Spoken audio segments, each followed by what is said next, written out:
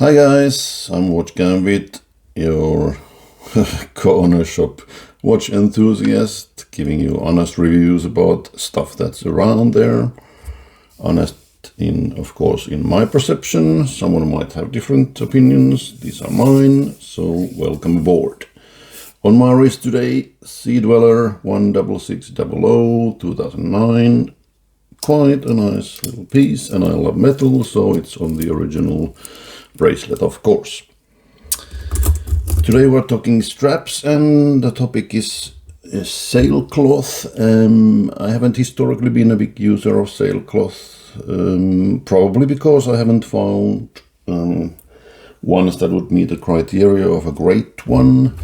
I've had a few of these cheaper ones, not gonna mention any brands here. This one's a little bit plasticky, quite popular, quite affordable, and not the greatest, but it will go to a nice beater that you have. Another one has a leather on the underside, so obviously that has some restrictions of use, and the finish is not up to par for my, let's say, continued use. But I did buy one new strap from Artem straps and got the offer of reviewing a few of the loopless ones. That part is sponsored by them, so I'm getting the straps, and of course they were the first ones to point out that it's not gonna have any impact on how I review them, and of course I'm gonna give you an honest opinion, and of course if there's any critical findings I'm gonna inform them up front about if there's anything to improve. Obviously everyone has some place to improve, but if it's anything drastic, then we'll talk first. The straps arrived in this sort of silvery soft pouch, really glued in, really tight for any weather impact on the way. Inside that is another one which is fully sealed. I don't know what the purpose of that is, but probably, of course, some organic materials in the straps as well, so any fungus and humidity and even water is prevented from entering the strap, which is in a cardboard, nice logo on top with a blue shine to it. And then we get to the actual thing, which is the strap. So now I have 4 of those on the table. This is one that I bought for my Zenith. It's a 21mm pin buckle, navy blue, standard spring bars, really nice feel and look to it. But the main topic today is the loopless line of straps, and I got 3 of those here. A couple of those are paired in with watches, and one is just loose there on the table. We'll start with the loose one. This one's a 20mm standard length, 97-100. Quick bars and stainless steel deployant clasp. So gray with gray stitching. Pretty cool. That we'll get into the details once I've gone through all the other straps. Then I have a 22mm khaki green. They call it khaki. I would even call it this maybe olive. I consider khaki to be more on the yellow side, but whatever.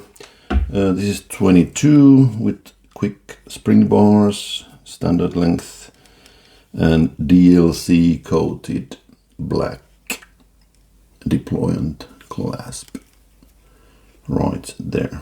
Today paired in with a beater Divex 200 Pro quartz diver.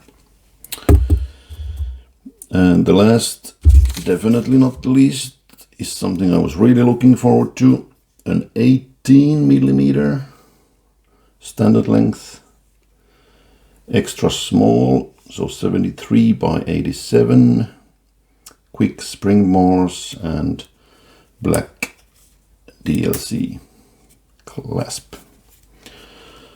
All of these straps go for just over 200 USD, so quite on the expensive side, but here's the thing.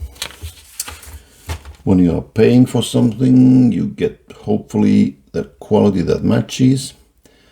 And the thing is that best ideas often come from the heart, and Artem straps definitely began their journey when their founders, that were watch nerds, couldn't find straps that they were hoping for to find. And so in the center of Adeline, the Artem straps brand was born, and they just wanted to make a perfect strap.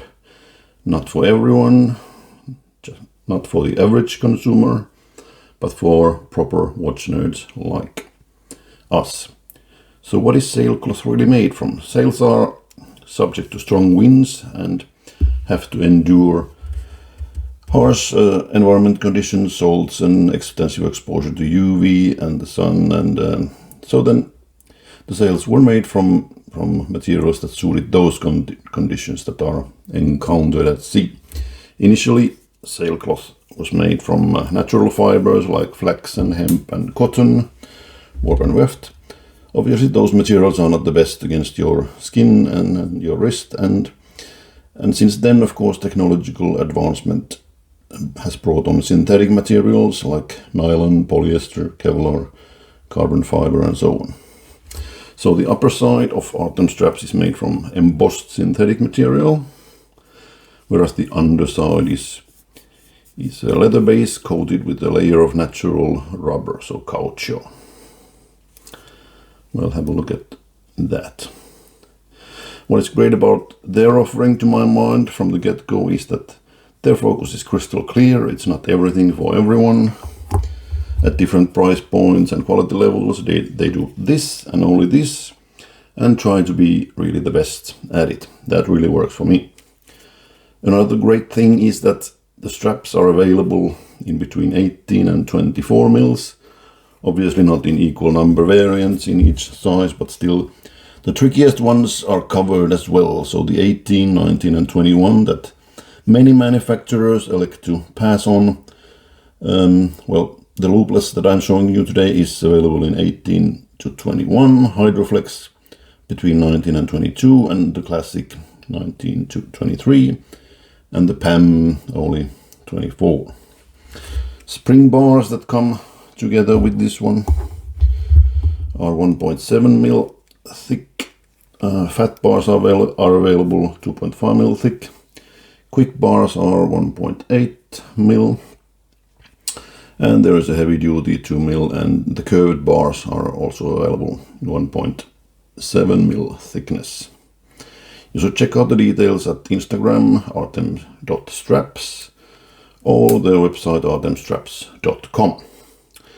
On their website, actually, appreciated to see the tapering info for the straps listed. When you pay for 200 for a strap, you definitely want to know everything about the strap there is to know. If you plan to use it with your original pin buckle or clasp of your watch instead of the ones supplied by Artem, we really need to know all the info about how to put them together. The deployment clasp, arm style, definitely well manufactured, well designed, available in stainless, polished or DLC. They have also a BP FF clasp from the Blancpain, and the one that I was interested in originally was the pin buckle. They call it the Tang buckle. There's definitely nothing tangy about it, if you get my drift. no tangy aftertaste, but yeah, that's again, of course, language paying its tricks, and you find it either funny or informative. Well, in any case, the feel I get from these compared to some of the cheaper ones is that, oh my god, this material. Depending on the size, I would say. When you go from 22 to 20, there's a bit of a clear difference in feel. Of course, 22 usually carries a little bit thicker watches, maybe even beaters, that have to have a bit more sturdy feel to them, padded. But what I found while wearing these for a couple of weeks before making the review was that even though it might feel a little bit rigid in the beginning, the heat from the wrist really makes it a lot more subtle during the day, and even straight out of the box it's really nice and flexible, and in a one day it really comes to life after transportation. The one that I found to react the best are the sizes between 20 and 21. Really nice and thin in the beginning, a little bit padding in the end here. Really nice finish. Look at all the stitching, really beautifully made, and absolutely nothing that I can find to complain about or even comment about. I do imagine they've been designing and going through variations of this clasp for a long time. Look at all the little subtle angles and design features there that really make it snap to place like a Australian car of your choosing, insert brand here, door. Well, that being said, of course there's the PVD version available as well. Really nice and even coloring and shiny finish, so the clasp really needs to be finished well before coating and to get this this type of shine to it and finish to it for sure. What I was planning to do when I bought this tang buckle version was to pair some of my definite keepers, and one of those is my Easy Anderson micro brand. Really unique piece from Sweden, and I've been searching like a madman to find a great strap to go with that to last the lifetime. And oh my god, I was excited to pair that with this 18mm Artem loopless black on black and DLC clasp. So, oh wow, this really works charms for me instead of the original rubber that was on. Not too bad that either, but this one really takes the cake.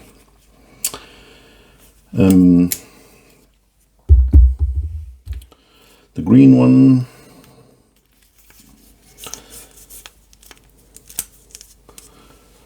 really gives a nice little military look on a beater. In this case it doubles the value of the watch, but I don't care because I just want it to work like a charm, and it definitely does. This strap might move on to maybe some more elaborate piece in my collection, but just for the sake of this review, it's now on a 200 euro beater, which, yeah, could be a good idea actually. Now the strap and the watch can take a real beating over the years to come. The grey one I haven't paired with anything yet, but since it definitely is a popular size of 20 mil. It will find a good watch from my collection to be paired with. Really nice subtle shade of gray, really classy, and the stitching a little bit lighter, so giving it a nice little contrast there, and really loving the brushing and the polishing of the clasp there, and love the feeling on the underside. And this one was the original purchase, navy blue with the pin buckle, I'll call it now, because that's what it is. You Aussies should learn some English. Even us non-natives know what it is. Well, that's your joke. But ooh,